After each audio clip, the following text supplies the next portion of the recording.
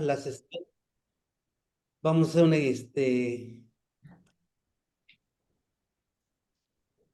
a tratar de que la tengan posteriormente una vez que la grabemos en cada una de sus instituciones y puedan seguir trabajando con ella.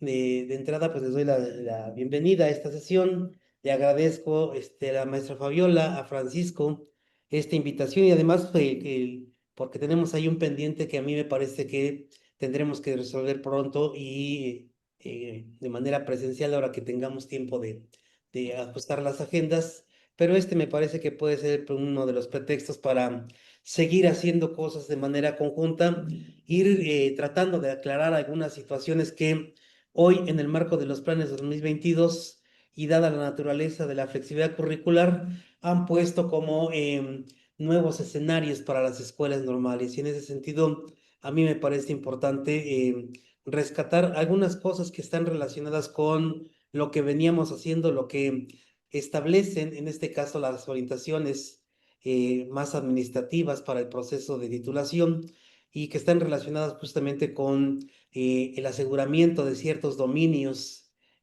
conocimientos y experiencias por parte de los profesores en torno a las modalidades de titulación y que puedan ser avaladas sea por la escuela normal o por otro tipo de organismos para que puedan desarrollar esa tarea con los estudiantes. Y la otra me parece que está relacionada más con la parte académica en términos de entender lo que va de suscribirse en el desarrollo de las modalidades eh, que de suyo ustedes conocen, porque siguen apareciendo las mismas tres modalidades en el marco de los acuerdos secretariales para las diferentes licenciaturas y que se han ido como robusteciendo, se han ido quizá fortaleciendo y en algunos casos se han ido incorporando, porque decirles que hay algunas escuelas normales del país en donde alguna de las modalidades en algunas instituciones no ha sido utilizada y es la primera vez que algunos alumnos eligen esa modalidad y obviamente requieren algún tipo de acompañamiento, ¿no? Dicho esto, mis colegas, voy a compartirles una presentación que recientemente usamos con unos colegas aquí en Puebla porque les fui a dar un taller también presencial en este periodo de habilitación. Les voy a compartir también algunas rutas y materiales que pueden tener ustedes a la mano de entrada para poder apoyarse en el estudio, en la revisión, en la reflexión acerca de lo que se puede mejorar o todavía replantear con respecto a el desarrollo de cada modalidad y lo que sirva también como pretexto para que lo tengamos como un acervo para las próximas reuniones que vamos a programar. Entonces, ojalá todo esto les sea leve. Voy a estar al pendiente del chat si hay alguna pregunta.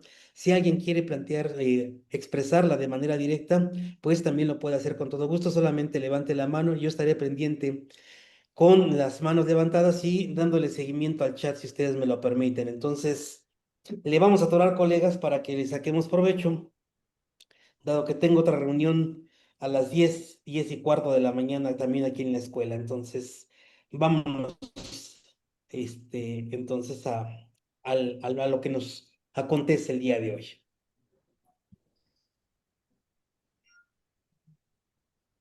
A esto le hemos llamado modalidad y cuadro de las modalidades de titulación, planes 2022. Les decía yo que lo he estado trabajando, sobre todo por todo esto que se ha generado a nivel nacional y lo que ha implicado también en el diseño, sea por escuela, sea por región o sea por entidad, en lo que corresponde a flexibilidad curricular. Creo que ustedes lo saben, lo han visto o lo han presenciado también, incluso no sé si ustedes lo tengan de manera concreta, pero en muchas partes del país, en los cursos de séptimo y octavo semestre que corresponden a flexibilidad curricular, han ido incorporando o incorporaron espacios que les denominaron titulación, ¿no? O modalidad de titulación o seminario de titulación. Entonces, hay diferentes denominaciones en el país y que junto con la práctica hoy está generando con una especie de conflicto con respecto a lo que implica el desarrollo de las modalidades, porque lo tienen como curso, pero también lo tienen, y ese curso obviamente implica horas clase, porque son tienen créditos y se desarrollan durante el séptimo y octavo semestre. ¿Qué conflictos comienza a generar esto? El primer conflicto está en el marco de los acuerdos secretariales de las normas de control escolar, porque desde el mismo documento se sugiere o se señala que las modalidades de titulación, que son tres: informe de prácticas, tesis de investigación y el portafolio de evidencias, tendría que desarrollarse durante el sexto, séptimo y octavo semestre. Eso implica entonces que muchos de los estudiantes o escuelas que asignaron estudiantes desde el sexto semestre hoy enfrentan la disyuntiva de quién les va a ofrecer ese curso que tiene calificación, ¿no? A diferencia de lo que implica asesorar la modalidad de titulación con base en los documentos que orientan el proceso de obtención del grado, que ustedes lo pueden ver en las normas de control escolar y en el documento de orientaciones académicas. Por eso hay dos referentes fundamentales que me parece que tenemos que tomar en consideración, y son estos: están publicados. Ustedes los pueden bajar de la página de la de GESUN, Planes 2022, se van hasta la parte de abajo, dice documentos orientadores, la liga o el enlace dice documentos orientadores, y ahí ustedes pueden bajar dos documentos: el de orientaciones académicas para la elaboración del trabajo de titulación y las orientaciones administrativas para organizar el proceso de titulación, que son los dos documentos que rigen o que están prescritos para poder guiar todo el proceso de obtención del grado del estudiante. El otro asunto, en función de eso, también lo pueden contrastar con las famosas normas de control escolar 2022, que es donde las normas ya establecen en la obtención del grado lo que tendría que suceder en términos de su regulación administrativa de manera mucho más concreta, ¿no? Para que los estudiantes puedan desarrollar cualquiera de esas tres modalidades y puedan obtener su grado académico, ¿no? Entonces hay tres documentos de entrada de referencia que me parece que tenemos que entender, distinguirlos, porque en algunos casos a nivel nacional, como les he señalado a ustedes, estas orientaciones académicas para la elaboración del trabajo las han convertido en cursos y han metido por cada modalidad como una especie de unidad de aprendizaje extendida, porque va a otorgar créditos y porque el estudiante la tiene que cursar. Y obviamente están pensando los profesores ahí que tendrían que acreditar y poner una calificación a lo que sería el avance en algunos casos de los trabajos de titulación de los estudiantes. En otras entidades, cuando me preguntaron sobre este asunto, yo les decía que era importante mirar como otras experiencias, sobre todo en educación superior, en esos que se llaman seminarios de titulación o seminarios de tesis, ¿no? Porque realmente son programas más abiertos que trabajan cuestiones metodológicas, técnicas de procesamiento y análisis de información, y que corren de manera paralela como soporte a el trabajo que puede desarrollar alguien con su asesor en torno a la modalidad que eligió. Pero esa es una decisión que tuvieron que tomar los profesores a nivel nacional. El punto es que estos son los dos documentos más las normas de control escolar y también en los acuerdos secretariales. Ahí van a encontrar ustedes información que se repite o se reitera en función de estos documentos. Con base en esto, colegas, hay una serie de elementos que vamos a trabajar el día de hoy, pero hoy, si me lo permiten, voy a empezar de atrás para adelante, porque quiero que veamos rápido esta cuestión. Ahorita les explico lo de las modalidades, ¿no? Hay un planteamiento en las normas de control escolar, particularmente en el numeral 8.5, ¿no? En el capítulo 8, que dice básicamente esto, porque es una cuestión que espero que también les ayude a ustedes a quitarnos como estas cuestiones ahorita como preocupaciones y quererlas poner o sobreponer a las modalidades. Dice el enero sujeto determinado por esta. Está en las normas de control escolar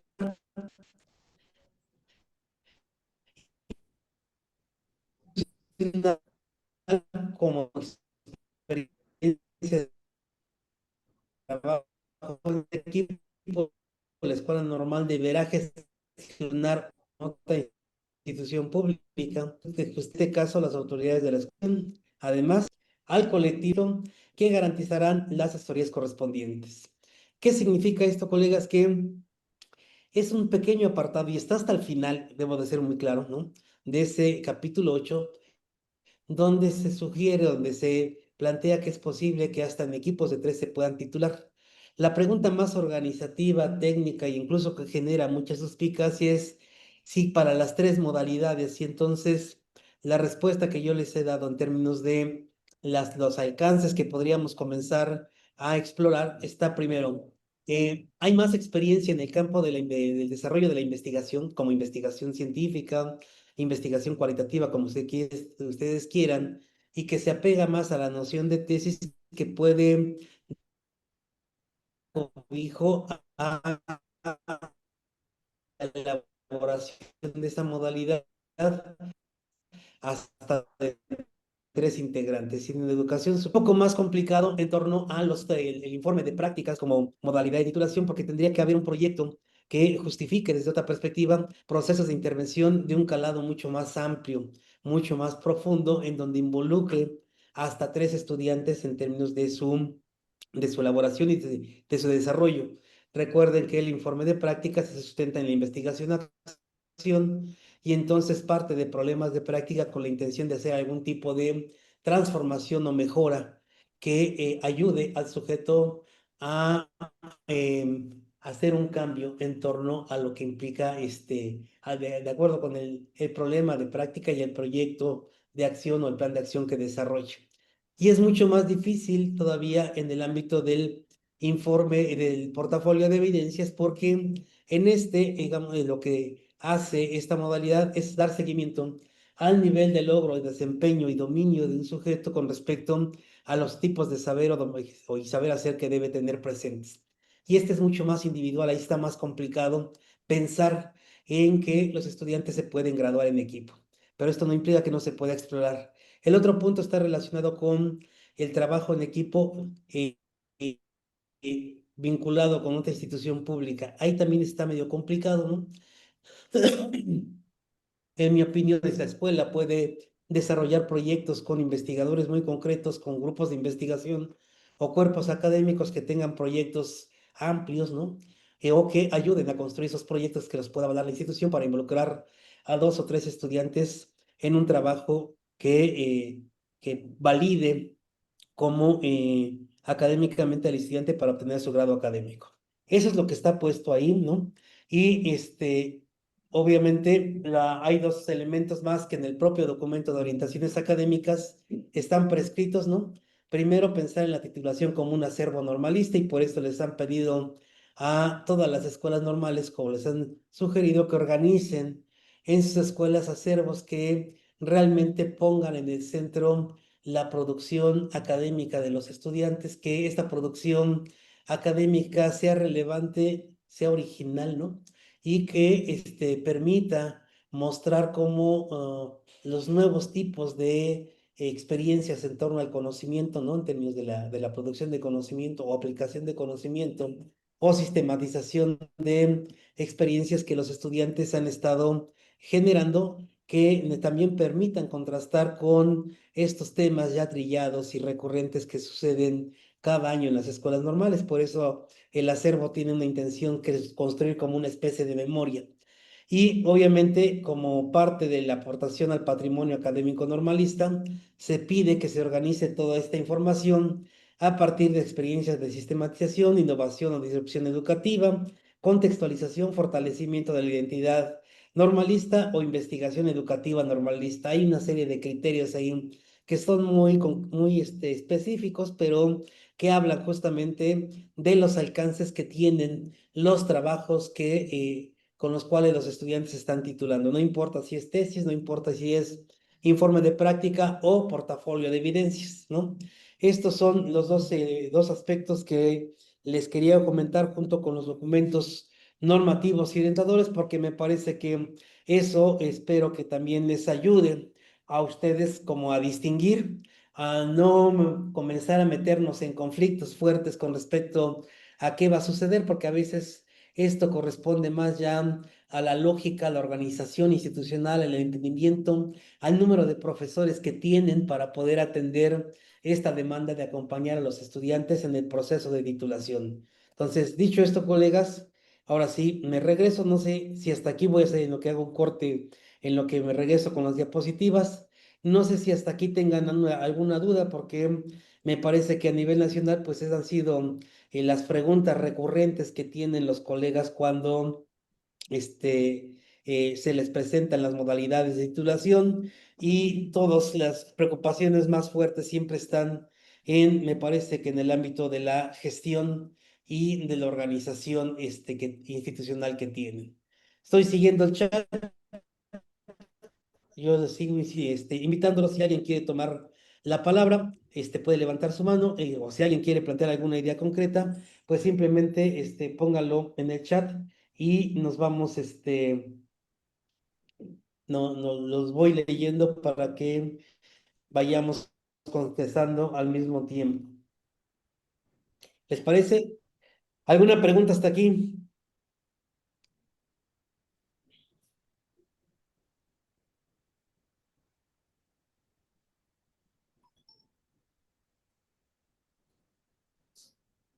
¿Ninguna, colegas? ¿Seguimos? Parece Seguimos. que no. Perfecto, entonces seguimos. Les decía yo, y creo que esa es una cuestión que vale la pena considerar, porque al igual que los estudiantes, yo creo que ustedes mismos, como un servidor, pues ha tenido múltiples experiencias con respecto a, eh, a lo que implica el desarrollo de estas modalidades. La semana pasada, que antepasada, que estaba yo en Puebla, les decía a los profesores que van a asesorar, que tendrían que considerar de entrada que acompañar a los estudiantes implica pensar en un proceso de evolución y de progresión de aprendizajes de los estudiantes, y también en un proceso de evolución y progresión de nuestras experiencias de acompañamiento. ¿Por qué hago referencia a esta cuestión? Porque yo he sido muy insistente. Son las mismas tres modalidades, no han cambiado. Si ustedes revisan de manera concreta, con excepción de estos cambios genéricos, son de una parte del discurso de la nueva escuela mexicana y estas cosas, lo que van a encontrar ya en cada modalidad son una serie de recurrencias en términos de su argumentación, de su construcción, que siguen tomando las mismas premisas generales y algunas muy específicas que se plantearon desde los planes 2012 en el documento de orientaciones también de las modalidades de titulación. Con esto no quiere decir que que siga siendo lo mismo, sino que hay experiencias por parte de los profesores, ha habido acompañamientos en las distintas modalidades, ha habido profesores que entran, otros que salen, otros que no han dejado de ser asesoras desde que se inició los cambios en estas licenciaturas, y hay otros que cuando se incorporan, como provienen de otro tipo de lugares distintos a las escuelas normales, traen otro tipo de referente o bagaje con lo que respecta a hacer una tesis, hacer un informe, hacer un portafolio de evidencias. Y me parece entonces, a partir de ahí, que no hay sujeto que no tenga un conjunto de conocimientos o de saberes iniciales en torno a lo que va a implicar cada modalidad. En el caso de los profesores, la expertise que ya han ido teniendo algunos, sí que ha servido también como referente para ir dando salida a cada generación que se ha ido graduando con esto. Pero en el caso de los estudiantes, les cuenta nueva, es decir, lo que hacen las tres modalidades es potenciar y fortalecer los distintos aprendizajes que los estudiantes han adquirido a lo largo de su trayecto formativo, de los trayectos formativos durante su estancia en la escuela normal.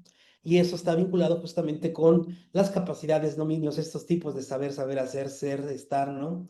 Que están condensados o concentrados en su perfil de egreso, tanto en el general, que está marcado por dominios, como en el específico, que establece desde cada licenciatura lo que debe saber y saber hacer un estudiante, ¿no?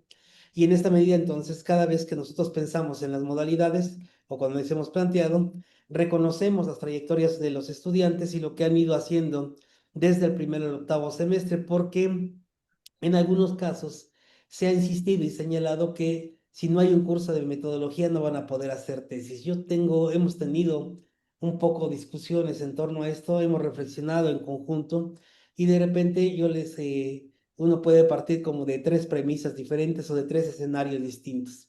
El primero de ellos, en función incluso de las propias experiencias que tenemos como profesores, es que por ejemplo, en los posgrados o en algunas licenciaturas, ¿no? Tienes cursos de metodología, pero eso no implica que tú sepas hacer tu tesis y que te puedas graduar. Hay gente que tuvimos 3 o 4 cursos de metodología de la investigación, más un seminario de investigación, y no concluimos con la tesis cuando debemos hacerlo. Incluso muchos de nosotros ni siquiera nos graduamos, ¿no? Y eso quiere decir entonces que un curso de metodología no te resuelve el asunto de la elaboración de la tesis. Te da una base de conocimientos, ¿no? Te da un tipo de soporte. Y si no vives la investigación, si no la realizas, entonces va a ser muy difícil. De tal suerte que hago este comentario porque yo les insistía que en los primeros 2 semestres hay un acercamiento a los métodos cualitativos de investigación a partir de las técnicas de observación participante o no participante, ¿no? Entrevista estructurada, semiestructurada, en profundidad. Hay un acercamiento para poder utilizar otro tipo de recursos como encuestas, cuestionarios que los estudiantes utilizan para acercarse a los contextos sociales, culturales en donde van a desarrollar su práctica y entonces están trabajando desde un enfoque y utilizando conceptos o categorías particularmente para poder recabar información. Lo que están haciendo es hacer investigación, un tipo de investigación con un enfoque y con una serie de utilización de recursos. Por eso diseñan los instrumentos, por eso aplican las secuencias, por eso procesan la información, por eso la contrastan con algún concepto convertido en categoría y aunque no tienen un curso de metodología, sí saben cómo recuperar. De tercero a sexto hay un cambio importante porque el estudiante pasa, además de seguir utilizando ese tipo de instrumentos, a utilizar otros como el diario del profesor, el portafolio de evidencias, que incluso en algunos casos se usa como recurso didáctico para evaluar aprendizajes desde el primer semestre, ¿no? Utiliza también fotografías, videos, es decir, muchos recursos para poder recuperar o para poder analizar su propia práctica. Y en función de eso, entonces, el estudiante trabaja con el diario del profesor, con el diario docente, ¿no? Entonces tiene el estudiante muchos recursos que además vinculados a cómo va progresando el trayecto de práctica profesional después en quinto y sexto semestre, lo han llevado a utilizar este enfoque de investigación-acción, ¿no? En un enfoque más crítico, ¿no? De participación social para poder resolver las demandas derivadas con el desarrollo de proyectos. De tal suerte, colegas, que hay insumos suficientes para que en séptimo y octavo semestre el estudiante tenga muy claro lo que es hacer un proyecto de investigación-acción, ¿no? De desarrollar proyectos de participación y transformación social, porque lo ha hecho de manera más puntual el cuarto, quinto y sexto semestre, y ahora eso lo ha convertido también en evidencias de aprendizaje con las cuales ha sido evaluado por los profesores de prácticas o por algunos otros profesores que les dan clase durante esos semestres, ¿no? Entonces, si hay técnicas, si hay uso de teoría, si hay informes, si hay procesamiento y análisis de datos, si hay evidencias de aprendizaje asociadas a la progresión que van teniendo los estudiantes en los distintos semestres que permiten armar el portafolio de evidencias, hay experiencias armando portafolios, sean físicos, digitales, que estén alojadas en algún entorno virtual de aprendizaje, pero todas esas cuestiones sí las tienen el estudiante y entonces esos estudiantes han ocupado, como les acabo de decir, un montón de recursos para poder generar algún tipo de conocimiento relacionado con su propia práctica y lo ha convertido a través de la utilización de algún tipo de recurso en elementos que le permiten explicar o comprender fenómenos educativos utilizando recursos de la investigación, en hacer propuestas de transformación o de mejora, se utilizan el método de investigación-acción para los informes de práctica o en ejercicios de recuperación y evolución de aprendizajes a través de las distintas evidencias y utilizan portafolios, ¿no? Entonces, Hay muchos tipos de producciones que los estudiantes han elaborado, incluyendo las famosas narrativas, ¿no? De los estudiantes, los relatos en torno a sus experiencias como profesores. ¿Cuál es la relación que guardan los dominios y las modalidades con los dominios y el perfil de egreso? Pues justamente estas sirven de soporte para su desarrollo, se constituyen en puntos de referencia, en tanto cada una de ellas evidencia el nivel de conocimiento, logro y desempeño que los estudiantes tienen que demostrar como profesionales en su campo de acción y especialidad, ¿no? Y esto, digamos, no se restringe a una sola licenciatura, digamos, las tres modalidades están prescritas para todas las licenciaturas y eso sugiere entonces que no importa si es educación preescolar, primaria, si es educación inicial, inclusión educativa, educación especial, alguna especialidad en secundaria, en educación física o en telesecundaria. El punto es que allí esa es la relación que guardan porque a partir de ahí el sujeto demuestra, ¿no?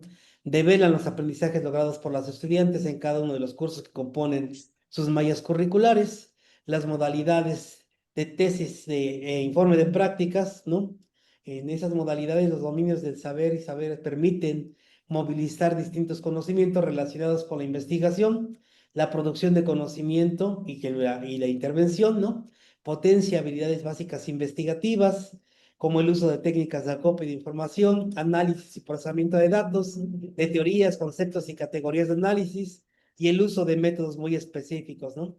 En el caso, por ejemplo, del informe de prácticas, el método que está puesto allí básicamente de investigación-acción, ¿no? Este no aparece la pretensión, hay una pretensión, se sustenta en la investigación-acción y siendo efectivamente un método de investigación, su alcance es totalmente distinto a los que se utilizan para hacer tesis y producir conocimiento explicativo o comprensivo, ¿no?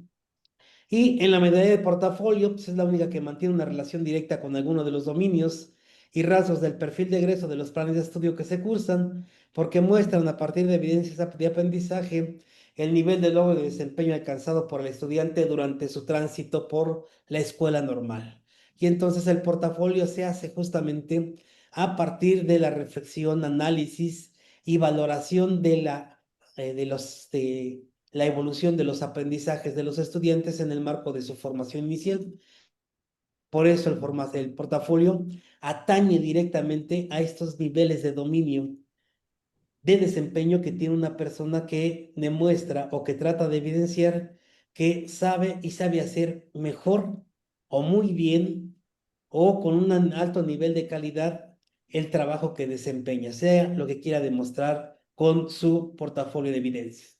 De ahí que a los estudiantes y a los profesores de repente seguimos insistiendo que hay una diferencia básica en torno a cada modalidad.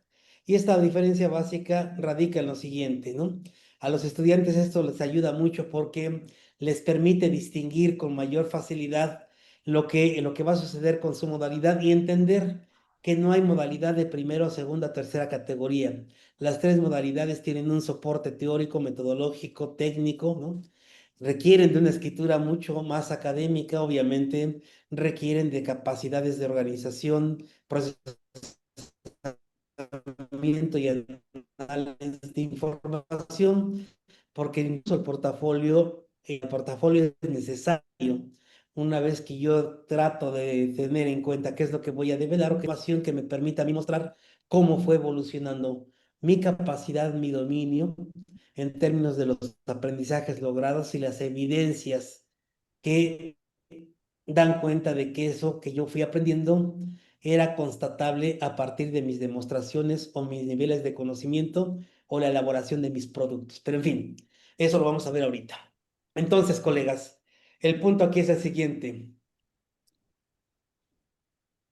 Ahorita les digo cuál es la diferencia en este pan de estudios y los anteriores con respecto a las modalidades. Ya las expliqué, son más de logística, de organización, no de énfasis propiamente del contenido de cada modalidad. Y ahorita lo vamos a, por eso hice referencia a los documentos orientadores, pero ahorita se los voy explicando todavía más, ¿no?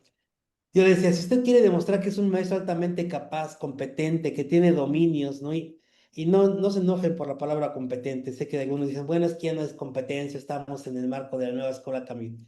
Son capacidades.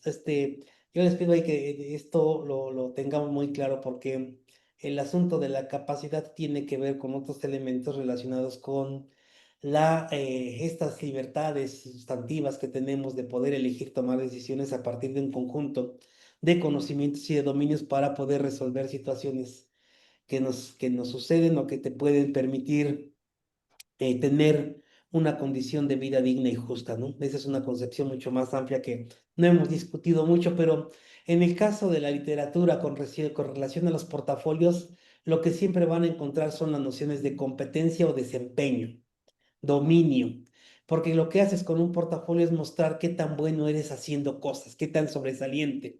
Por esa razón, el portafolio se mueve bajo esa sentencia. Si usted quiere demostrar que es un maestro o que va a ser un maestro altamente capaz o ha ido siendo un estudiante, un maestro en formación altamente capaz, que tiene de desarrollo sobresalientes en algún tema, dominio y rasgo del perfil de egreso que los distinguen de cualquier otra de sus compañeros, incluso de sus profesores de práctica, donde practica, elija el portafolio. Si tiene evidencias que usted es rete bueno generando ambientes de aprendizaje inclusivos, utilizando tecnologías para la enseñanza de la lectoescritura, las matemáticas, las ciencias, si usted tiene evidencias de que es muy bueno utilizando tecnologías o evaluando aprendizajes o poniendo en el centro el desarrollo cognitivo del chavito a través de una evaluación formativa en estos nuevos enfoques. Si usted es rete bueno, generando materiales de apoyo para los aprendizajes diversos en los diferentes campos formativos, si usted es rete bueno, implementando proyectos de mejora y de transformación, pues elija el portafolio y muéstrenos todo lo que sabe y sabe hacer. Y entonces muéstrelo con evidencias. Díganos qué ha hecho y cómo lo que ha hecho ha tenido una alta valoración por parte de sus profesores, por parte de los alumnos, por parte de los directivos, por parte de los padres de familia, por parte de los maestros de la escuela normal y tenga usted todas las evidencias que digan que usted sabe y sabe hacerlo bien. Quien tiene esa información y quien tiene las evidencias, su modalidad es el portafolio, porque va a demostrar que es altamente competente haciendo algo. No tiene que ver con todos los rasgos ni con todos los dominios, sino con algunas cosas muy específicas, porque dar cuenta del todo está muy cañón, ¿no? Así como no investigamos todo, investigamos tesis de temas, objeto de estudios muy concretos, o mejoramos o transformamos cachitos de la práctica, así como cuando hacemos el informe. Entonces, eso es lo que va a pasar con esta modalidad. Si usted quiere producir, aplicar o generar algún tipo de conocimiento con el fin de ampliar sus niveles de comprensión y explicación de los fenómenos educativos que usted focalizó, su opción es la tesis, ¿no? Si yo quiero saber qué está pasando en el ámbito de la evaluación formativa, en la educación básica, si yo quiero indagar cuál es la percepción que tienen los profesores acerca de la actualización, nivelación en torno a la nueva escuela mexicana, si yo quiero saber cuáles son los conflictos cognitivos que enfrentan los estudiantes en los procesos de lectoescritura, en áreas rurales o en escuelas multigrado, bilingües. Si usted quiere saber de qué, cuáles son los procesos, cuáles son qué tipo de preguntas se hacen los chavitos con respecto a la explicación de los fenómenos naturales que veo, de los fenómenos sociales que observa también, ¿no? Y quiero saber qué pregunta el chavito, cómo se lo pregunta, cómo se explica todas estas cosas, si me interesa documentarlo, si yo quiero saber cuáles son las prácticas que predominan en la enseñanza de alguno de los campos formativos de los profesores de las escuelas, si yo quiero saber qué idea tienen los padres de familia acerca de nuestros nuevos vínculos entre la escuela y la comunidad, pues entonces yo hago otra cosa. ¿Estamos de acuerdo? Y en esa medida, entonces, yo lo que hago aquí es tener una tesis de investigación. La intención es producir, aplicar o generar algún tipo de conocimiento. Puedo hacerlo desde un enfoque cualitativo, cuantitativo, mixto, ¿no? Puedo utilizar el método científico, pero también puedo utilizar fenomenología, hermenéutica, etnografía, interaccionismo simbólico, teoría fundamentada, representaciones sociales, porque todas ellas ayudan a producir, a generar un conocimiento que permite explicar o comprender algún tipo de fenómeno educativo, ¿no?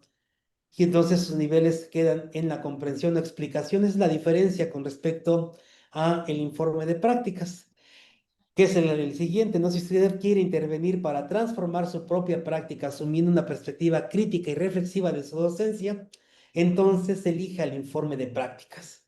Si usted ha observado en su práctica, está viviendo en su práctica algo que crea y considere que es necesario cambiar o transformar, que requiere de su intervención y de involucramiento con los alumnos, con otros profesores o la comunidad, su opción es el informe de prácticas, porque este sigue el método de investigación-acción y el método de investigación-acción sugiere justamente partir de problemas de práctica para transformar estos problemas o aspectos de la propia práctica. Y en la medida entonces de lo posible, ustedes puedan considerar que quien hace el informe de práctica lo está haciendo bajo una ruta metodológica que lo lleva primero a diagnosticar y identificar cuál es el problema que enfrenta, tener o generar una hipótesis de acción en torno a desarrollar un plan de acción que estructura toda una propuesta con estrategias, recursos, tiempos, momentos, recursos, etcétera, que involucra a los sujetos para arribar a una mejora y transformación de lo que está sucediendo y que para el profesor es necesario transformar o cambiar, ¿no? Si ustedes ven, aquí entonces tienen tres modalidades con fines que son totalmente distintos, pero que requieren de un nivel de rigurosidad en la que sí va a haber procedimientos metodológicos, sí va a haber teoría, sí va a haber conceptos, sí va a haber análisis y procesamiento de información, y en todo ese marco entonces cada modalidad sigue una ruta distinta de diseño y de elaboración. Dicho esto, colegas, entonces yo les podría decir de manera concreta lo siguiente que también les volví a ratificar a los colegas de Puebla hace 15 días, ¿no? Hay dos modalidades que no requieren propiamente de que el estudiante esté en los periodos de práctica o que tenga que ir a la escuela a practicar para poder resolverlos. Es el caso del informe de la tesis y del portafolio de evidencias. Yo puedo hacer un portafolio de evidencias porque hacer y el tipo de evidencias que lo demuestra. Eso quiere decir también que si yo tengo evidencias de aprendizaje al principio del octavo semestre, que para mí son las que ya amarraron todo, que ya sintetizan todos los dominios que yo puedo mostrar hasta el momento, y que de ahí ya no podría armar algo más que sea sumamente distinto o sustantivamente diferente al anterior, a la última que yo generé, entonces puedo cerrar ya con mis últimas evidencias en la primer periodo de prácticas o en el primeros meses del octavo semestre, si ustedes quieren, ¿no? Incluso a finales del séptimo, si es que están en la misma escuela y van a seguir haciendo lo mismo, ¿no? A lo mejor incorporan alguna más, nada más para poder refrendar que esto que están haciendo sigue siendo efectivo, etcétera, y que hasta ahí va a llegar. Por lo tanto, no está adherida a prácticas, aunque algunas de ellas pueden provenir de allí, de prácticas, porque es el periodo de tiempo donde van a estar los estudiantes desarrollando sus actividades en la docencia, aunque también van a tener la oportunidad de seguir de recuperar evidencias de otros cursos. Tampoco la tesis está sujeta a el asunto de los periodos de práctica, porque sin problema yo puedo hacer un ejercicio de investigación de carácter descriptivo, exploratorio, con este tema que les planteaba el último. Lo hicimos como un ejercicio que hay también en Puebla. Salió de una pregunta que hizo una profesora, particularmente cuando me planteó este asunto del vínculo con la nueva escuela mexicana. Le digo, pues la verdad, yo no sé, digo, habrá que investigarlo, ¿no? Entre la escuela y la comunidad. Digo, yo podría entonces tomar a partir de aquí una preocupación de cuál es la percepción que tienen hoy los padres de familia acerca de los nuevos vínculos entre la escuela y la comunidad. Hay mucha teoría que se generó en la década de los 90 acerca del vínculo escuela-comunidad, de la participación, ¿no?, de los padres con respecto a la escuela, ¿no? Y hay mucha literatura. Hoy se replanteó el vínculo en el marco de la nueva escuela mexicana, pero no sé si los padres tengan la misma percepción. y se reconozcan ahí sus niveles de implicación con el proyecto escolar o como parte. ¿Y quiénes son los sujetos con los que se están, con los que vamos a investigar? Los padres de familia. ¿Puedo hacer una investigación incluso antes de ir a prácticas o puedo recuperar los datos antes de ir a practicar? Sí. ¿Puedo hacerlo en periodos donde no estoy practicando o fuera del horario escolar? Sí. Porque lo que se trata aquí es que tú determines en ese estudio exploratorio cuántos padres necesitas, qué tipo de datos vas a recabar. Y yo me lanzo con los padres de familia, hago la investigación con ellos, utilizando la noción de vínculo, ¿no? Y con base en ello, vínculo y participación entre la escuela y la comunidad. Y entonces, a partir de mi objeto de estudio está justo en determinar o develar los vínculos escuela-comunidad y procesos de participación de los padres. Los sujetos que investigo y focalizo son los padres de familia, no tengo que estar en la escuela, en el marco de la nueva escuela mexicana, ¿no? Por poner un ejemplo. No es el único, pero es por poner un ejemplo. Y por eso esas dos modalidades no están adheridas propiamente a los periodos de práctica. Y alguien que inició, por ejemplo, desde el sexto semestre y se le ocurrió tomar eso como un tema de investigación, incluso yo creo que ya ahorita podría tener datos y estar armando ya su informe final para tenerlo ya validado a finales del séptimo semestre, inicios del octavo, ya como tesis de grado, ¿no? Porque es una investigación muy focalizada, de tal suerte que ratifico, estas dos modalidades, en mi opinión, no necesariamente tienen que ver con todo el periodo de intervención de prácticas, toda la culminación del octavo semestre y el regreso, hasta que regresen los alumnos a finales o mediados del octavo semestre, que terminen sus prácticas para poder elaborarlas. No se requiere. La que sí requiere como modalidad un periodo de prácticas, porque tiene que ver justamente con el problema de práctica que enfrentan, es el informe. Ahí sí se requieren ciclos, momentos o etapas de intervención que están asociadas a la estancia que tienen los estudiantes en las escuelas donde están realizando sus actividades profesionales, ¿no? Dicho esto, colegas, estas son las tres modalidades, digamos, el alcance de las tres modalidades. Quiero hacer una pausa rapidito. Déjenme ver el chat y con esto recuperar de nueva cuenta sus preguntas, ¿no? ¿Cómo relacionar de manera adecuada y oportuna la narrativa pedagógica en el proceso de desarrollo de las diferentes modalidades para evitar que haya duplicidad en los trabajos? La pregunta es muy, digamos, esta pregunta la han hecho de manera recurrente, colegas. Yo creo que tienen que distinguir de entrada que hay un método de investigación que se llama narrativa, historia de vida, relato. Pero eso como metodología lo que hace justamente es ayudarte a ti a construir narrativas, utilizar el método de narrativa o de la historia de vida o método biográfico para documentar experiencias de vida de sujetos. Como método de investigación, vuelvo a insistir, aquí en las escuelas normales, dada la naturaleza que se dio en el marco de estos cambios curriculares, a todo le quisimos meter narrativa, a todo le quisimos meter relato.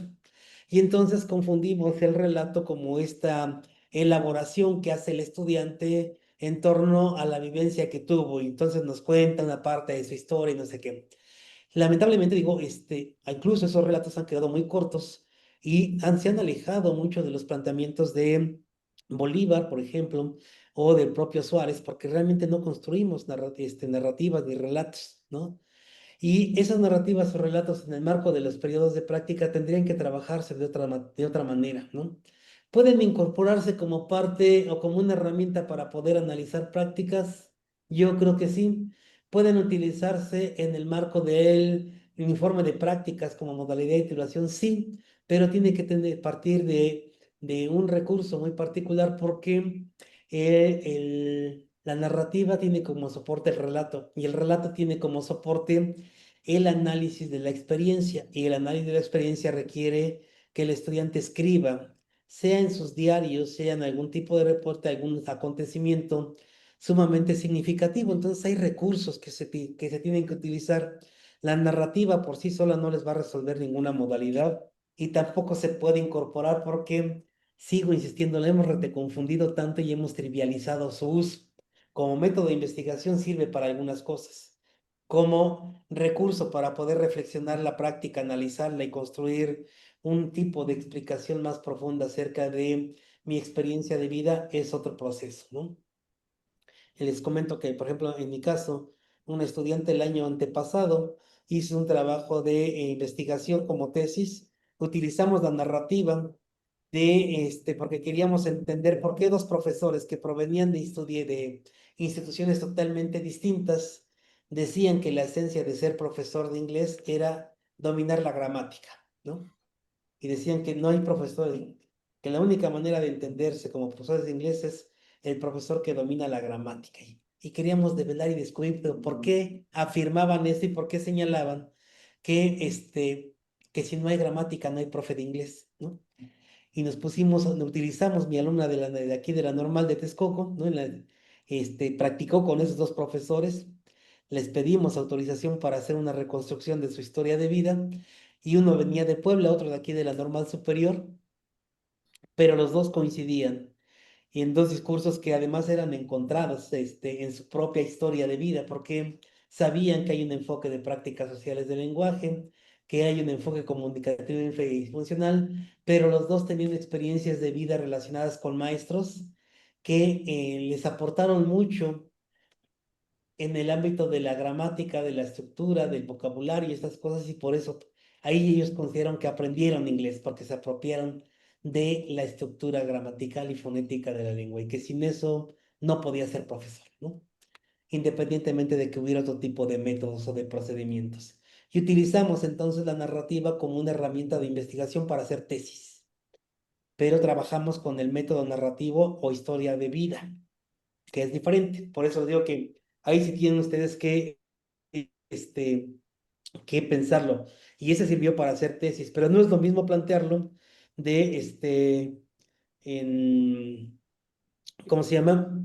En el ámbito del trayecto de prácticas. Y la otra pregunta es la posibilidad de incorporar la investigación acción participativa cuando haya la posibilidad de los estudiantes en el contexto para realizar transformación más profunda. En el ámbito, obviamente, de la investigación-acción, digamos, todo el enfoque que se sigue siempre es investigación-acción participativa, ¿no? En sus diferentes vertientes, ¿no? No hay investigación-acción que no sea participativa de entrada. Yo de repente no alcanzo a entender, ¿no? Este, Sí, porque las características de la investigación-acción desde suyo de origen es que es participativa, colaborativa, parte de problemas de práctica, pone en juego los criterios de valor que utiliza alguien como primera intención para poder cambiar las realidades, ¿no? Y entonces ha habido un montón de variaciones o de especificaciones con respecto o vertientes, ¿no? Y entonces ahora le llaman investigación participativa, colaborativa, pedagógica, militante, y tienen 20.000 versiones, ¿no? Tiene que ver más bien con los contextos, digamos, ideológicos o político-ideológicos que de repente tienen quienes desarrollan este tipo de actividades, ¿no? O de ese tipo de enfoque, ¿no? Pero todos parten siempre del mismo principio, ¿no? La cuestión es que todos parten del planteamiento inicial de Kurt Lewin y de esta discusión también histórica que se ha puesto en términos de el tipo de alcance que tenía la investigación-acción, porque inicialmente fue un método bastante despreciado, no reconocido por la investigación científica, entonces se considera sumamente subjetivo y por eso este método incluso utilizó al inicio la investigación científica, ese método científico, y por eso planteaba algo que se conoce como hipótesis de acción o acción estratégica, porque para darle cierto nivel de rigurosidad o cientificidad se requería tener un procedimiento.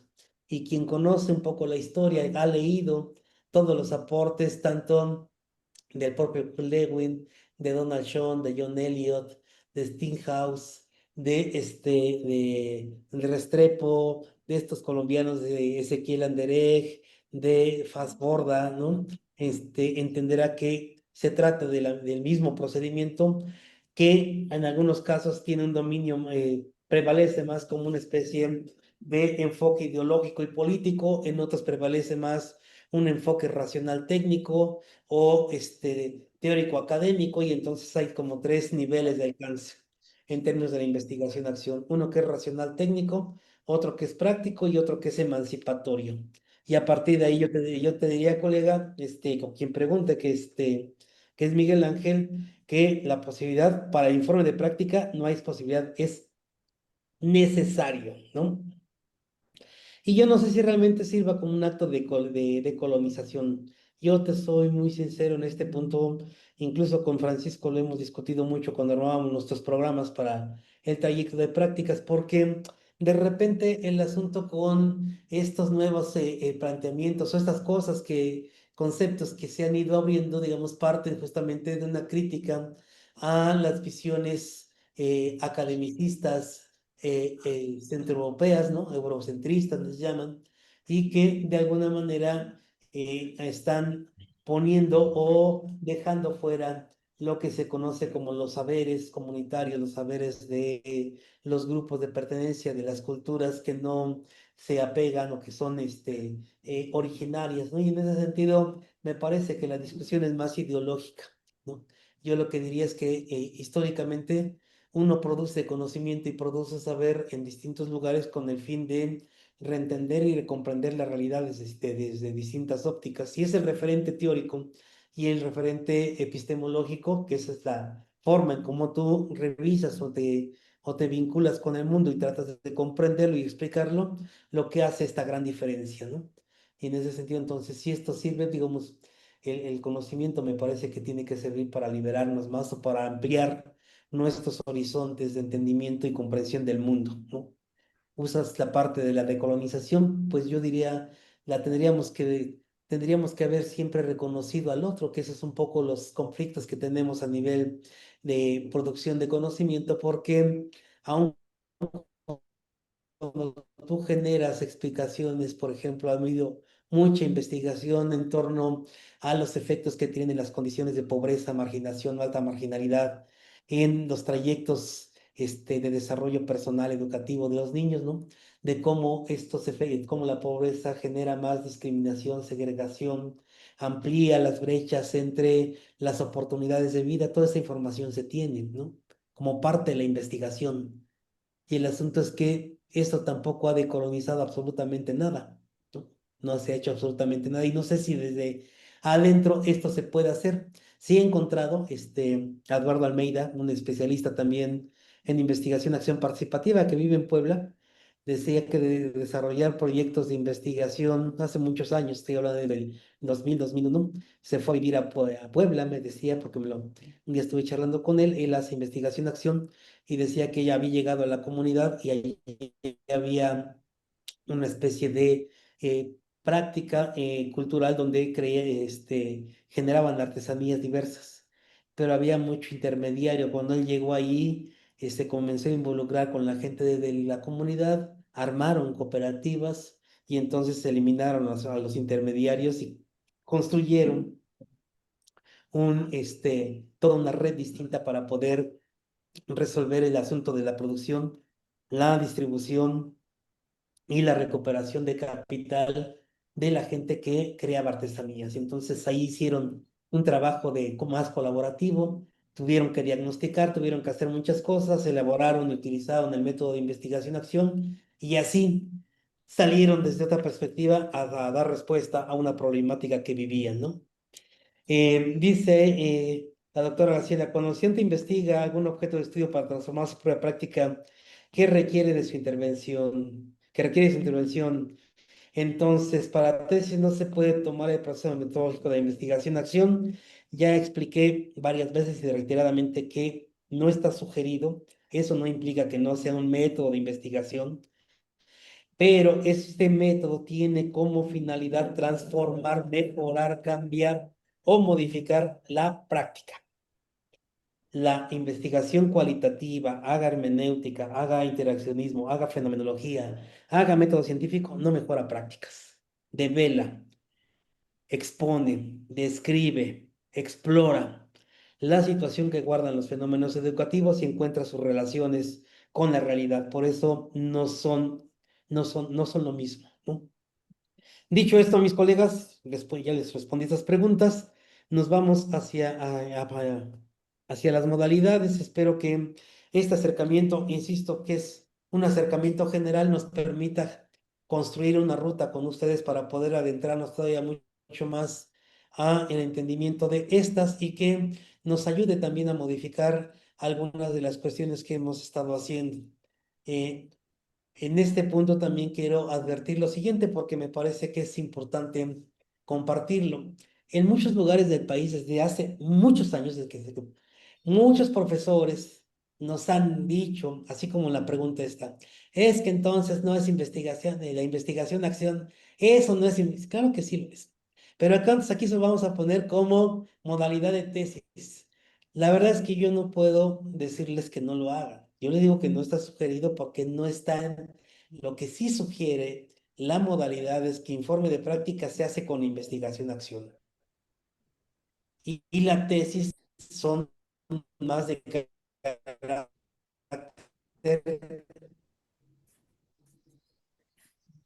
comprensivo o explicativo en el ámbito de la investigación. Por eso hablaba yo del método científico, ¿no? De los métodos mixtos, o los métodos más blandos en términos de las ciencias sociales de las ciencias sociales e históricas, ¿no? Que tienen que ver con la hermenéutica, fenomenología, interacción mismo, representaciones sociales, teoría fundamentada, lo que ustedes quieran, la narrativa, historias de vida, como le quieran llamar, ¿no? Cada una tiene su propio alcance. Y en esa medida, entonces, cuando me insisten, entonces, pero es que aquí así lo hacemos y nosotros creemos que sí, yo la verdad ya de ahí al último les digo, pues si usted dice que así lo van a hacer en su escuela, pues háganlo. Digo, no es una pregunta para mí, ya es una pregunta que se tienen que hacer ustedes mismos. Si hay profesores en su escuela o si ustedes mismos dicen que hacen tesis con investigación-acción, pues síganla haciendo, colegas. Yo no, digamos, yo ya les expliqué por qué razones no aparecen o por cuál es el argumento teórico epistemológico de por qué el informe de práctica se fue hacia la investigación, se utiliza como método central en la investigación-acción y por qué los otros son distintos en el marco de las tesis, ¿no? Ahí sí se los quiero dejar de una vez claro porque nos ha llevado a discusiones interminables, algunas de ellas hasta generan molestia con los propios compañeros, sobre todo cuando les pido que me den argumentos derivados que permitan plantear las diferencias epistemológicas entre intervenir o generar conocimiento, ¿no? En fin. Entonces ahí están las tres modalidades, decía yo, las de el portafolio de evidencias. Yo les insisto, cada modalidad impulsa el desarrollo de capacidades y dominios de saber en contextos institucionales y comunitarios. Se elabora de acuerdo con una serie de recomendaciones, criterios y pautas teórico-metodológicas. Obviamente requiere de la asesoría que involucra a distintos profesores, independientemente de los cursos, del trayecto de los cursos y los trayectos en donde lo ejerzan. La producción permitirá articular todos los aspectos teóricos, metodológicos, técnicos y didácticos adquiridos en las distintas etapas de la formación de los estudiantes, ¿no? Y ahí están las opciones, ¿no? Ahí dice yo, la tesis consiste en la elaboración de un texto que sigue las pautas teórico-metodológicas sugeridas por las distintas perspectivas o tradiciones de la investigación, cuya finalidad es aportar nuevas formas de explicación y comprensión de fenómenos educativos. Aquí hay dos grandes tradiciones que algunos autores como Mardones y Ursúa han definido como tradición aristotélica o galileana, ¿no? Ustedes la conocen como métodos cualitativos o tradición cualitativa o cuantitativa y han visto a partir de ahí desde estudios descriptivos, exploratorios, de muchos tipos, ¿no? Entonces, yo lo que les digo en este caso es que lo que está sugerido para el caso de la tesis es utilizar cualquiera de los métodos de investigación de los enfoques teóricos que se utilicen vinculados a sus temas, objetos de estudio, para que puedan desarrollar un trabajo de indagación que siga cualquiera de las rutas, ¿no? Obviamente, la tesis requiere de un proyecto de protocolo de investigación, que ustedes lo tienen ya también ahí declarado en el marco de las orientaciones académicas, ¿no? Ese protocolo se elabora, obviamente es donde se plantea la justificación, se hace el planteamiento del problema, la pregunta de investigación, su supuesto, su objetivo, su justificación, su marco teórico, ¿no? su marco metodológico, pone los recursos bibliográficos que va a utilizar y plantea su cronograma. Es decir, el protocolo o proyecto de investigación es un documento sintético, por eso se llama proyecto, que de 10 a 15 cuartillas determina específicamente lo que el estudiante va a investigar, cuál es su objeto, tema de estudio, cuál es su pregunta, cuál es su objetivo, cuál es el enfoque metodológico que va a seguir, cuál es el soporte teórico que va a desarrollar y durante su periodo de indagación hasta dónde va a llegar, porque a partir de ahí se construye el informe de investigación, ¿no? Y va a generar a partir de su elaboración o su desarrollo algún tipo de aporte a su campo de estudio y a la ampliación de su campo objeto de conocimientos. Entonces, regularmente la estructura del proyecto de investigación está en este marco que le estoy planteando. La revisión que hicimos desde 2012 y la volvimos a hacer en 2018 casi es universal en cualquier universidad que ustedes vayan, incluso si ustedes cursaron algún posgrado y tuvieron que hacer investigación para obtener su grado a través de la tesis, pues les pidieron eso, su tema, su planteamiento del problema, su delimitación, justificación, su pregunta de investigación, objetivos, su hipótesis o supuesto, dependiendo del enfoque, su marco teórico, su metodología o estrategia metodológica, recursos, cronograma de actividades y su bibliografía. Eso es lo que nos pidieron, ¿no? En el caso ya concreto con los estudiantes, cuando les vamos planteando esto, les ayudamos a partir de las intenciones que tiene la tesis, justamente y con base en la premisa que les explicaba al inicio, para ubicarlos como alguien que va a estar interesado en generar o producir conocimiento. De ahí que las preguntas que se plantean en este cuadrito de qué es lo que usted quiere conocer, por qué quiere conocer eso, cuál es su razón, están asociadas a esta primer gran premisa. Uno investiga con la intención de ampliar sus horizontes de conocimiento. La tesis de investigación tiene siempre pretensión de conocimiento. Uno investiga porque quiere saber, quiere conocer, quiere entender, quiere explicarse, ¿no? Y a partir de ahí lo hace de las cosas que ve, por eso hace determinados o focaliza determinados objetos de estudio, se hace preguntas en torno a esa realidad, hace ejercicios que le permiten analizar distintos tipos de información en determinados fenómenos, ¿no? Les ponía el ejemplo este de los padres de familia porque, y el vínculo con la comunidad a partir de lo que supone o sugiere la nueva escuela mexicana, y les decía si realmente había un cambio en la forma en cómo percibían los padres, podría haber un cambio en la forma en cómo percibían los padres de familia su inmersión a la escuela, ¿no? Y si no, seguiría siendo lo mismo, decir, yo hoy los puedo obligar porque a mí me están obligando a que me vincule con la comunidad a partir del desarrollo de proyectos y los libros de texto que estos que dieron o los libros de desarrollo de proyectos de aula, escuela y comunidad. Y como a mí el director me está exigiendo que haga proyectos igual que el supervisor escolar, ahora yo obligo a los padres y el padre se ve obligado más por una relación a veces personal y no porque se implique propiamente en la formación de su chamaco o que compartan, ¿no? Los saberes. Al último quizá los termina siendo como una experiencia que tuvieron unas colegas acá en Villahermosa, en Tabasco, ¿no? Unas maestras de preescolar que implicaron a las mamás para hacer en una zona cocoatera, ¿no? Chocolate, ¿no? Y entonces se pusieron a hacer chocolate las mamás y los hijos y hacer como producción para poder vender. Pero es una cosa, digamos que los obligó, pero yo no sé si, porque inicialmente decían que no era fácil convencer a las madres de familia. Y entonces yo en aquella ocasión les hacía muchas preguntas que a mí como investigador me gustaría conocer, ¿no? Realmente hay un replanteamiento del vínculo, realmente hay un convencimiento de los padres de familia acerca del tipo de saberes que le van a aportar a la escuela y viceversa. Realmente hay otras formas de entender el vínculo escuela-comunidad. No, no sé, pero se puede convertir en un buen objeto de estudio, en un buen tema de investigación que parte de una cuestión que yo observo y a la cual yo le planteo preguntas. Por eso, en la investigación siempre tiene como pretensión conocer. De allí que siempre partimos de qué preguntas que me he hecho, qué sabía yo acerca del tema de la participación o el vínculo escuela-comunidad, ¿no? No es lo mismo que yo observe y que diga por mandato a que la escuela tiene que vincularse, a que yo sepa cómo se ha indagado, qué se ha encontrado y cómo qué tipo de eh, experiencias de investigación han develado los vínculos entre escuela y comunidad, ¿no? Para saber qué se han preguntado, cómo, qué han encontrado, a partir de qué conceptos, cómo se ha entendido la noción de participación o de vínculo escuela-comunidad en términos de investigación. Y en eso entonces el asunto cambia radicalmente porque obliga justamente a quien hace investigación a ampliar estos horizontes de conocimiento, ¿no? El informe de prácticas, colegas, dice que consiste en la elaboración de un documento analítico reflexivo del proceso de intervención que realizó el estudiante en su periodo de práctica profesional, en el que se describen acciones, estrategias, métodos y procedimientos. Evidencia las capacidades para aplicar conocimientos teórico-metodológicos en contextos reales a partir de diagnósticos situados, diseñando e implementando estrategias pedagógicas y didácticas en los grupos de práctica bajo su responsabilidad. A diferencia de la tesis, esta requiere que el sujeto dé a la práctica y de esa práctica trate de identificar qué aspecto requiere de su intervención y qué puede hacer para mejorar o transformar.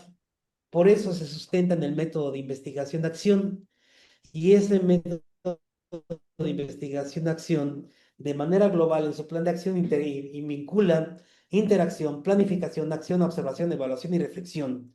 Es un mecanismo de espiral ascendente permanente, ¿no? Que implica valorar la pertinencia y relevancia de todas las acciones que se realizan con el fin de transformar o de cambiar la realidad que el sujeto está experimentando. Y ahí se trata de cambiar, no solamente de describir, de explorar, de mencionar qué es lo que se encontró, de las relaciones que vio, del tipo de respuesta que dio a la pregunta de cuál era la percepción de los padres. Aquí se trata de meterse a. Y en ese sentido, entonces, es un proceso de intervención que permite valorar los dominios y perfil profesional utilizando de la manera pertinente la perspectiva de la investigación de la práctica, o se conoce más como investigación-acción. Requiere de la elaboración de un plan de acción que se sustenta en el proceso del que se informa, obliga a dar seguimiento preciso a cada una de las acciones, decisiones que el estudiante tome, que está en función de la pregunta, del problema de práctica y lo que se pretende mejorar. Y ahí el estudiante demostrará a través del informe el grado de dominio que tiene con relación a sus saberes, competencias o capacidades del perfil de egreso, ¿no? Por eso todos los esquemas que ustedes van a encontrar con respecto a la investigación-acción siempre parten de un problema, una situación que identifican como problema de práctica, que tiene que diagnosticarse, tiene que entenderse dónde está ese problema, para que a partir de ello pueda generar un mecanismo o un plan de acción que contribuya a la mejora de los aprendizajes o que contribuya a la transformación de una práctica a una parte de la realidad de los estudiantes, ¿no? Ahora que estaba yo en Puebla, les decía, imagínense, porque un profesor planteó como un caso y decía, oye, entonces se puede hacer algo desde la investigación-acción para el asunto de la iniciación de los estudiantes bilingües o que traen una lengua originaria en el ámbito de su alfabetización. Digo, por supuesto que sí, ¿no? Digo, pero ahora plantéamelo, ábrelo más, trata de ayúdame a entender por qué eso es un problema. Y entonces me puso este ejemplo, el profesor dice, miren, aquí hay algunos casos que conocemos de estudiantes que llegan a esas escuelas y lo que quieren es castellanizar, no reconocer la lengua originaria porque no la conocen, porque no la dominan. Y no es porque nosotros no tenemos esa licenciatura intercultural bilingüe, pero nuestros estudiantes iban a practicar a comunidades donde existen ese tipo de escuelas que incluso son multigrado o son unitarias. Entonces ya fue planteando toda la situación y le decía yo, ¿cuál es el problema de práctica? ¿Dónde está? ¿En la alfabetización? ¿En la castellanización? ¿En los procesos de adquisición de lectura y en la escritura? ¿En el desarrollo de propuestas de enseñanza y aprendizaje? ¿Dónde está el problema exactamente? ¿No? Y eso nos llevó justamente a entender que la práctica, que solo el problema de adquisición de lectura y escritura, de la formalización de niños de lectura y escritura, en escuelas unitarias o multigrado, que tienen algunos alumnos con lengua materna, pues no está nada sencillo y requiere de algún tipo de intervención. Y entonces, le digo, en esa lógica, ¿cuál sería el problema que está enfrentando? No, pues el asunto de la adquisición de la lectura y la escritura, con todas estas variantes, ¿no? chicos con lengua materna que no es el español, chicos con una escuela unitaria, un profesor que no tiene dominio de la lengua que están hablando, una, materna que trae el estudiante, y pusimos todas, ¿no? Y entonces le digo, ahí cuál es la bronca.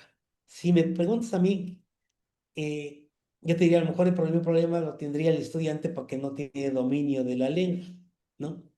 Pero eso no es un problema porque propiamente el estudiante no se le ha capacitado, no tiene esos referentes, pero sí tiene la necesidad, porque a lo mejor él mismo se va planteando la idea de que tiene que hacer algo o a él le parece importante que un alumno proveniente de una comunidad que tiene una lengua originaria tiene el mismo derecho igual que otro de recibir educación, de que esa educación se apegue a sus criterios, a sus formas de lingüísticas, a sus características, pero que además le tiene que proveerle el currículum para que pueda hacerlo. Y entonces ahí tiene ya una pregunta de práctica asociada a una cuestión que se apega a la noción de justicia, ¿no? De equidad y de igualdad. Yo sí quiero que mi estudiante aprenda, y él particularmente, no solo ese, sino todos. Y entonces la pregunta que me hago es, ¿qué puedo hacer para favorecer los procesos de lectura y escritura de niños que tienen lenguas maternas asociadas a sus culturas originarias y aquellos que están como con lengua originaria el español? ¿Qué puedo hacer yo para favorecerlo? ¿Cómo puedo yo contribuir a acercarlos a la lectura y la escritura para que no haya discriminación y cada uno sea atendido en su propia condición? De ahí sale el problema de práctica, colegas, de una preocupación y de un diagnóstico y análisis de la propia experiencia. Por eso todos los círculos que van a ver ustedes de los distintos autores siempre parten de un problema, planifican, actúan, observan, reflexionan y retornan al mismo problema. De tal suerte que al final, cuando ustedes ven lo que de repente les enseñamos a los estudiantes o trabajamos con ellos, yo lo primero que hay que pensar es, ¿qué observo en mi práctica que me resulta inaceptable, incomprensible o conflictivo? ¿Qué he estado pasando en mi práctica? El problema no es que tenga yo un chavito y el problema no la tiene el niño, ¿no? Y yo no puedo decir que el niño no va a aprender porque trae lengua materna. No. Yo no puedo echarle la culpa a los demás. La investigación-acción obliga a mirarte a ti primero. ¿Qué y cómo estás haciendo las cosas? Si tú quieres borrar todo el asunto de la lengua materna, entonces castellanizas al niño, lo aculturas y le impones tu lengua, el español, y entonces te olvidas del otro. Pero si eres un profesor que parte del principio de igualdad sustantiva, que va a trabajar con el enfoque de interculturalidad crítica, que va a reconocer al otro en su propia integridad, entonces yo tendría que mirar al otro desde una perspectiva distinta y entonces ya te pone un enfoque diferente. Todo eso está detrás de este planteamiento, ¿no? De allí que lo primero que sucede con la investigación-acción es que hay un conflicto de valor, que hay cosas en la práctica que resultan inaceptables e incomprensibles, que te tiene que obligar a describir tu práctica. De hecho, la investigación-acción, insisto, parte del diagnóstico de la práctica, y el diagnóstico no es la escuela, su ubicación, su altitud, latitud, flora, fauna o comunicación, tiene que ver con tu problema de práctica. ¿Qué está pasando ahí contigo, no? Y de ahí esta pregunta que te lleva justamente a preguntarte o a reflexionar que qué de todo eso que está ahí quieres mejorar o transformar, cómo lo has estado haciendo hasta el momento, qué tipo de resultados has tenido y por qué crees o cuál sería la ruta que tú que consideras que podría ser un cambio y una transformación en la práctica, en tu propia concepción, en tu manera de entender, en tu manera de diseñar, en tu manera de usar los materiales, en tu manera de vincularte e interactuar con el estudiante para propiciar un cambio. Ese es el alcance del informe de prácticas, ¿no? Y el portafolio de evidencias, ya para cerrar, colegas, que consiste en la elaboración de un documento que reconstruye el proceso de aprendizaje del estudiante a partir de un conjunto de evidencias reflexionadas, analizadas, evaluadas y organizadas según la relevancia y pertinencia y representatividad. En tanto permite sistematizar los aprendizajes de los estudiantes, ¿no? Destacando las capacidades de reflexión sobre la práctica y la mejora continua de sus propios trayectos de aprendizaje y la elección personal de las capacidades y desempeños a sistematizar como profesional de la educación en formación, ¿no? Por eso el portafolio es la reconstrucción de una demostración y demostración de un proceso de aprendizaje en el tipo de logro de desempeño que el estudiante va logrando con respecto a esos dominios. Las evidencias pueden ser físicas o virtuales, siempre van a tener que mirarse en función de lo que ha ido evolucionando, en función de los dominios y esos rasgos del saber. Y la integración del portafolio puede recuperar evidencias de los diferentes trayectos de la malla, por tanto no se restringe solo a lo que acontece en séptimo y octavo semestre, sino incluso puede haber portafolios que recuperen evidencias de aprendizaje de los primeros semestres y de cualquiera de los trayectos, lo cual sugiere pensar de nueva cuenta que no es necesariamente en el trayecto de práctica donde van a estar concentradas todas las evidencias de aprendizaje. Punto B, y cómo se fueron logrando a través de distintas evidencias de aprendizaje mayores niveles de logro y dominio con respecto a lo que tú sabes y sabes hacer. Por eso, en el marco del portafolio de evidencias, aquí lo que se juega justo es esto, este, qué dominios y rasgos del perfil de egreso pienso que he desarrollado y fortalecido, de todos ellos, cuál me interesaría demostrar, qué tipo de evidencias tengo, en qué tipo de semestres o cursos, cuántas evidencias yo tengo muy identificadas que puedo elaborar, seguir elaborando o he elaborado, a qué evidencian esas evidencias o qué muestran esas evidencias, logran nivel de apropiación de conocimiento, nivel de producción o desempeño. No es lo mismo tener una evidencia de conocimiento que desempeño, y en esa medida entonces yo puedo reconocer que los niveles de dominio que estoy generando o que yo he generado están más en el marco de la forma en cómo yo he ido incorporando más acervo, más referentes conceptuales, teóricos y metodológicos que se han grabado en mi cabeza, ¿no?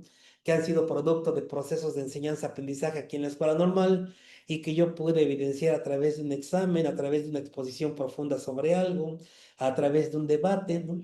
Y que me llevaron después a elaborar un producto, un plan de clase, un diseño de materiales, un diseño de rutas tecnológicas, etcétera, o evidencias que son productos, son conocidos como evidencias de producto o evidencias de desempeño, en donde la gente que me ha observado, que ha visto lo que yo sé hacer con lo que he aprendido y lo que puedo producir o lo que puedo propiciar con todo esto saber, me conduce a mí a tener una alta valoración, en donde dicen, si sabe enseñar, usted puede hacer esto, es capaz de tal, y entonces me evalúan mi desempeño en términos de lo que soy capaz de ser y hacer, ¿no? Y ser en ámbitos específicos de intervención, ¿no? Entonces, por eso les decía que cada modalidad sigue una ruta, cada modalidad tiene un alcance, cada modalidad coloca al sujeto en un proceso distinto y cada modalidad, independientemente del lugar en el que se encuentre o de lo que se esté planteando en torno a ella, requiere recuperar los aspectos. Dice Juan Francisco, nuevamente la diapositiva del protocolo de investigación. Bueno, te la muestro, amigo, pero es que estos ustedes las conocen, son de años, son las mismas, los mismos criterios que van ustedes a encontrar casi universalmente en las universidades, en los tecnológicos, ¿no? Yo les diría, a ver, chequen las que pusimos ahí en el documento de orientaciones académicas, ¿no? Para el protocolo o proyecto de investigación, distínganlas de lo que es hacer el informe. De repente, yo lo que he encontrado es que muchos profesores quieren ser demasiado rigurosos en seguir el 1, 2, 3, ¿no? Incluso en algunos casos los profesores han insistido. Yo de repente mejor los dejo que hagan lo que juzguen conveniente porque hasta quieren a partir de allí que le digan planteamiento del problema. Lo describen, ¿no? Con un párrafo. Es el apartado donde el estudiante define su problema de investigación. Una cuartilla. Justificación. Es la forma en cómo el estudiante habla de la importancia y relevancia social. Una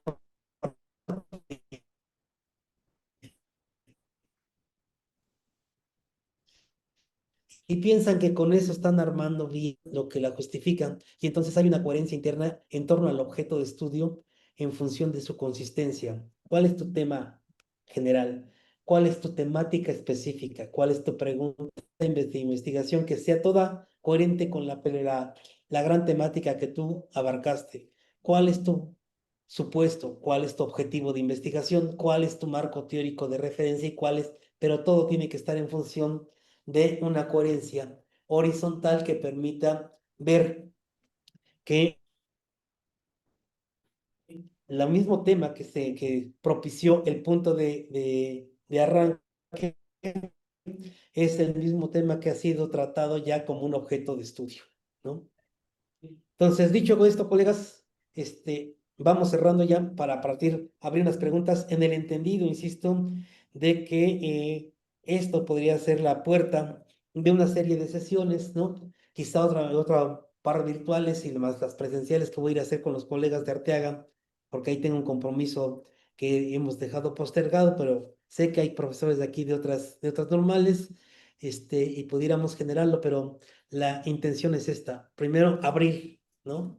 Ver para que ustedes puedan contrastar, ustedes puedan dialogarlo, ustedes puedan revisarlo y en función de eso recuperar, como decía al inicio, su propia experiencia. Y en función de eso detonamos una estrategia que nos permita seguir avanzando. Eso es lo que les quería mostrar con relación a las modalidades, colegas, en términos generales, en este primer acercamiento. Y a partir de ahí, digo, si tienen ustedes todavía alguna pregunta, las que me fueron planteando en el chat, pues ya se las contesté con base en algunos argumentos, con base en algunas experiencias, con base en algunos referentes y no sé si de manera particular todavía haya más inquietudes para poder seguirlas en el chat o haya algunas que puedan expresar de manera abierta a partir de esta plataforma. Lo podemos hacer para ir cerrando. Así es que ahora el tiempo es suyo, mis colegas.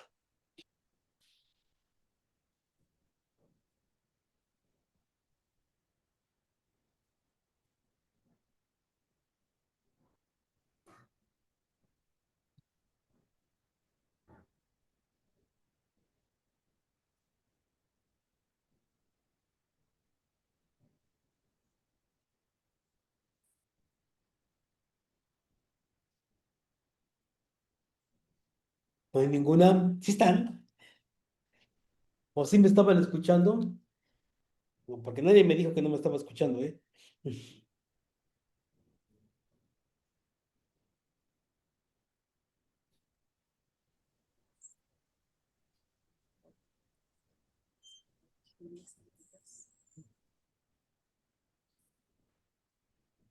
Dice Francisco, en los anteriores planes de estudios de partida de la competencia, en este plan de estudio, ¿qué papel juega el perfil de egreso en las tres modalidades?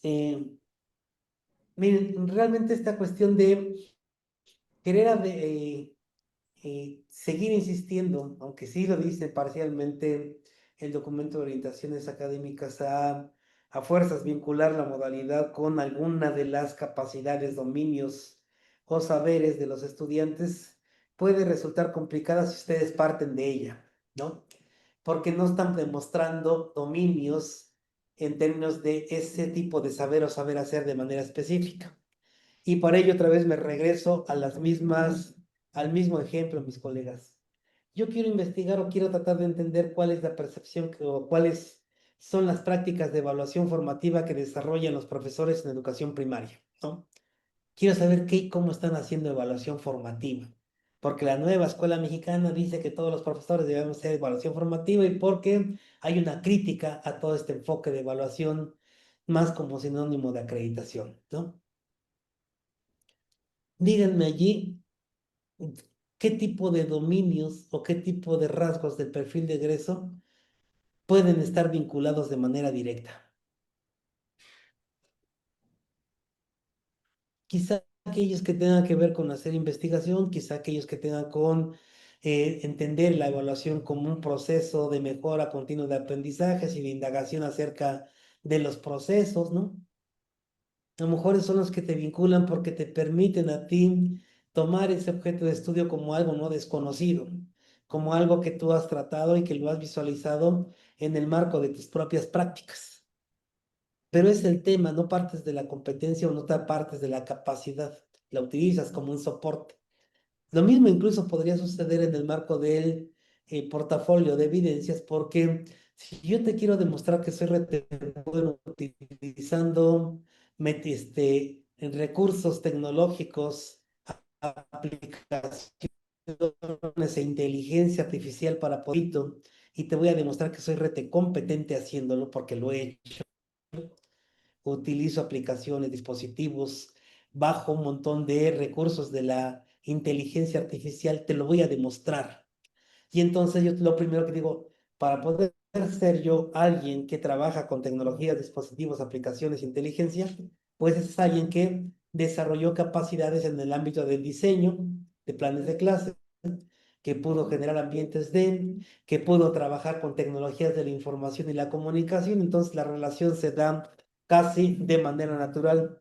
Y si yo quiero hacer algo, este, eh, con respecto a la intervención, pues pasaría lo mismo. En el ejemplo este que les planteaba de poder acercar a los niños a los procesos de lectura y escritura a través de la pregunta de qué puedo hacer para mejorar o para propiciar que los niños de contextos interculturales bilingües en escuelas multigrado se apropien o desarrollen las capacidades de lectoescritura sin perder de vista el origen de su lengua materna o su lengua materna, pues entonces yo tengo que también vincularlo ahí porque hay una serie de dominios que me dicen que yo diseño planes de clases, que yo reconozco la diversidad, que yo atiendo las diferencias individuales de mis estudiantes, que aplico criterios de equidad, que reconozco, y entonces ya tienes de dónde encontrar y estrechar esos vínculos, ¿no? Dice Salvador, buenos días, siempre se aprende algo nuevo. La pregunta es, menciona usted que cada modalidad requiere de un nivel de rigurosidad. Es correcto, mi querido Salvador, porque el informe de prácticas no es una carpeta, no es nada más eh, una especie de repositorio de información, es un ejercicio de reconstrucción de procesos de aprendizaje, que incluso pueden tratarse por etapas, ¿no? Porque no aprendimos de la nada, es decir, lo que tú logras aprender y sabes demostrar y haces al final de tu etapa de formación es el resultado de una cadena de aprendizajes que fueron enriqueciéndose semestre a semestre. Cuando un estudiante es capaz de documentar cómo evolucionó su aprendizaje a través de evidencias, entonces es un sujeto o un estudiante que es capaz de explicarnos cómo fue cambiando su manera de diseñar, de organizar, en qué se fundamentó, cómo lo hizo, y entonces ahí requiere de conceptos, de teorías, de evidencias, de análisis de información. Lo mismo va a suceder con el informe de práctica porque mucha gente piensa que el plan de acción son planes de clase. La verdad es que no es cierto. El plan de acción es una propuesta deliberada, ¿no? Que te lleva a ti a trazar una ruta de intervención fundamentada teórica, metodológica, didácticamente, bajo el enfoque de investigación-acción que requiere que se indague, que requiere que tú des seguimiento a través de la observación, la recuperación de testimonios, de entrevistas, de cuestionarios que te obligue o de trabajos elaborados que te obliguen a ti a tratar, analizar datos, a comparar esos datos con teoría, a partir de la práctica para teorizar la práctica y otra vez regresar a la práctica, ¿no? Hay una dialéctica que está planteada desde el ámbito de la investigación-acción que se llama práctica, teoría, práctica. Y lo que dicen las características y criterios básicos de la investigación-acción es que los problemas que atienden los profesores son prácticos, por eso parten de la práctica, se teorizan y se devuelven a la propia práctica. Y entonces cada una sigue una ruta metodológica que requiere un nivel de rigurosidad distinto porque son textos que se crean ex profeso, pero que no excluyen o que no dejan de lado ni discusión teórica, ni recurso técnico, ni metodología, ni análisis de procesamiento de datos, ni recuperación de documentos oficiales. A eso se refiere, mi estimado Salvador. Por eso cada una sigue una ruta bien particular y son densas, en mi opinión, ¿no? En algunos casos, insisto, en el caso del informe de práctica, lo han trivializado, entonces lo ponen más como periodo de práctica. Primer periodo de práctica de la semana tal a tal. pero se les olvida su problema de práctica y se concentran en las clases que dieron y no en el problema de práctica que estaban enfrentando. Y entonces, ahí la gente se confunde. Y no hay ningún estándar, digamos, lo tienen que elegir ustedes, ¿no? Y las escuelas han determinado, por ejemplo, que para una tesis de licenciatura, el mínimo de cuartillas ya de un informe de investigación podría rondar desde los 50 hasta las 120 páginas, dependiendo qué es lo que hagan ustedes, cuál sea el tipo de estudio que estén haciendo y dependiendo qué tanto choro o rollo le puedan pedir a los estudiantes, porque hay profesores que dicen, haz un marco teórico de 20 páginas, aunque el marco teórico no tenga nada que ver con los conceptos que usaron para analizar información, ¿no? O te piden, no, y ponme tu metodología. Entonces se hablan de los métodos, te los explican, te ponen las técnicas, las describen y te hacen un chorizo de la técnica de observación participante desde tal autor, tal autor, tal autor. Y es una cita de autores, pero nunca sabemos cómo los van a utilizar en el ámbito de la investigación. Entonces no te podría decir, pero yo creo que una buena tesis de licenciatura podría tener de 60 a 120 páginas sin problema. Una buena tesis de licenciatura, ¿no? Y lo mismo sucedería con el informe de prácticas, ¿no? Un texto que ponga el problema, diagnostique y intervenga con su plan de acción y desarrolle su propuesta de intervención y dé cuenta de su transformación. Y en el portafolio pasa lo mismo. Yo tengo un ejemplo que he estado trayendo para arriba y para abajo, un portafolio de evidencias que de texto escrito, de reconstrucción, son 84 páginas, llega a 100 con las conclusiones y la bibliografía y tiene 200 páginas de anexos. Es un texto de 300 páginas. Entonces, yo no te podría decir lo mínimo tiene que ver con los objetos. La tesis hasta dónde va a llegar, el informe hasta dónde quieren ustedes que se desarrolle, o el caso de la tesis, qué tan profundo ustedes escarben para en torno a los temas que ustedes desarrollaran, ¿no?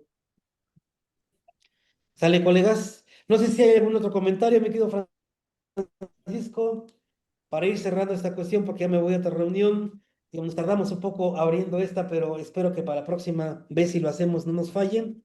Y por lo menos la comunicación, y en cuanto podamos encontrarnos de manera presencial, lo hacemos allá en Michoacán. Mm. No sé si hay alguna otra pregunta, mis colegas. Bien, parece que no, maestro Eduardo. Está activado, está abierto. No, ¿me queda ¿Sí familiar? me, ¿Nada? ¿Cero? Perfecto. Van a Si no hay nada, activar. entonces, sí me escucha? Bueno, maestro. yo sí lo escucho. No sé si los. No, está encendido. Es que sí está encendido. Sí se escucha, maestra Fabiola. Gracias, Andy. Gracias. Maestro, pues agradecemos su intervención. Y quedamos pendientes entonces para esa sesión en la que esperamos verlo aquí en Arteaga. Compañeros de educadoras también, esperamos que ya en cuanto tengamos fecha de nueva reunión, pues los veamos con nosotros acá en la escuela.